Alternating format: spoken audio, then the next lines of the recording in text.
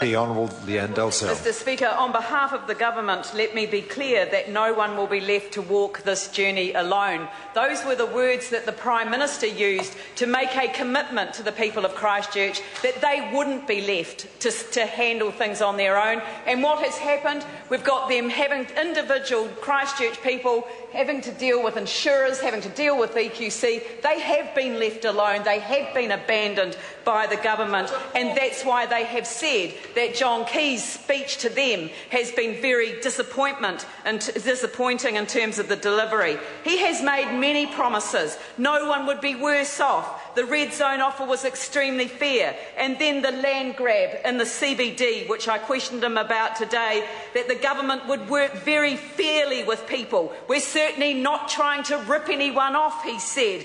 That a gun would not be held at the landowner's head, he said. Today in the House, the Prime Minister has stood by these commitments despite the outrageous treatment of these landowners by a national government. It was said in the House today that it is fair to pay a commercial property owner a half, 50% of the amount offered to a homeowner in the residential red zone. That's fair. Why is it fair? I mean, even the residential red zone offers weren't fair for everyone. There were people who lost tens of thousands of dollars, but they were offered 100% of the rating valuation. Why do commercial business owners only get offered 50% in order to clear out of their land? And he pretends that it's a voluntary offer, but it isn't very voluntary when you're staring down the barrel of a compulsory acquisition where the compulsory acquisition provisions of SARA say it's the market value of the property at the time of the purchase,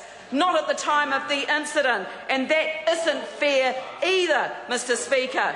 Mr Speaker, he has said that it's fair to threaten owners of buildings in the CPD with compulsory acquisition and to hold up the money for at least 12 months so that they're forced to take less than they can, essentially because they know that the result might in fact be worse under a compulsory acquisition.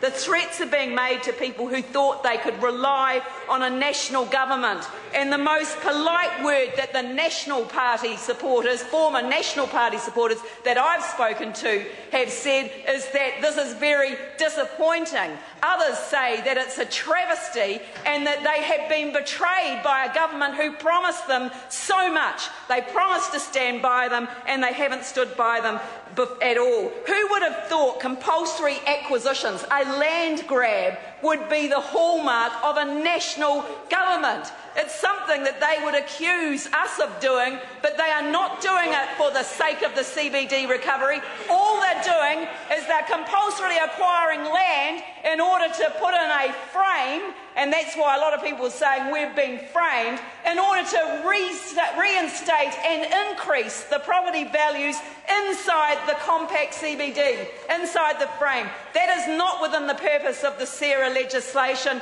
and I think that the government's going to find itself very hard-pressed to actually run an argument that this is required for recovery. It's actually it's about property values and nothing more, nothing less. Mr Speaker, people are frightened of speaking out, and it's not surprising because the government attacks everyone who speaks out. Carpers and moaners are the people who live in the TC3 areas answering an online survey run by a residents' association.